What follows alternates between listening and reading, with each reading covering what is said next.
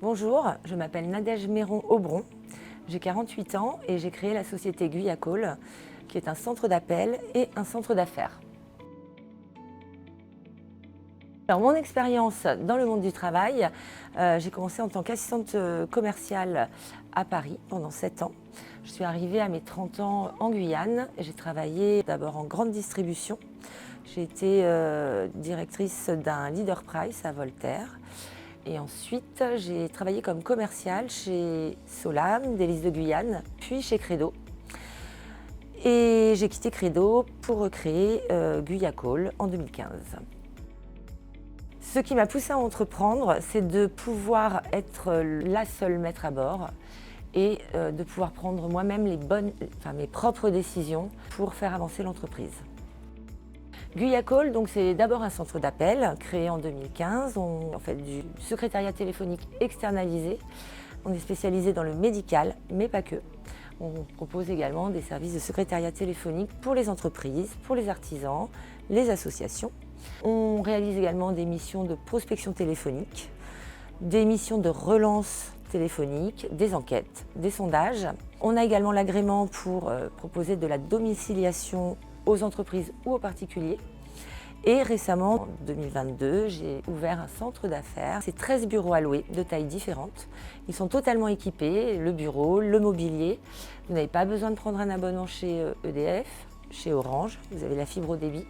Pas besoin de prendre une femme de ménage, pas d'entretien climat à gérer. Vous signez votre contrat, vous vous installez et vous travaillez. Et il y a également la salle de réunion à louer, donc une belle salle de réunion que vous pouvez louer à la carte pour faire des formations, des réunions. Tout est également équipé avec un grand écran.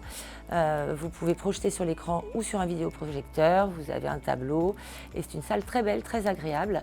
Et surtout, ce qui est important sur le centre d'affaires et la salle de réunion, c'est que c'est un accès 7 jours sur 7, 24 heures sur 24. Chacun a un code d'accès. Vous pouvez louer la salle de réunion le samedi soir, le dimanche, le vendredi. On vous donne un code, on prépare la salle, vous venez, vous êtes totalement autonome.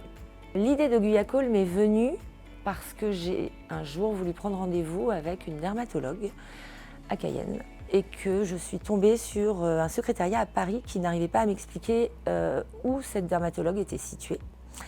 Ça m'a forcément interpellée, j'ai commencé un peu à me renseigner sur les centres d'appel, sur les secrétariats téléphoniques médicaux et je me suis rendu compte qu'il n'en existait pas vraiment en Guyane alors qu'il y en avait partout en métropole.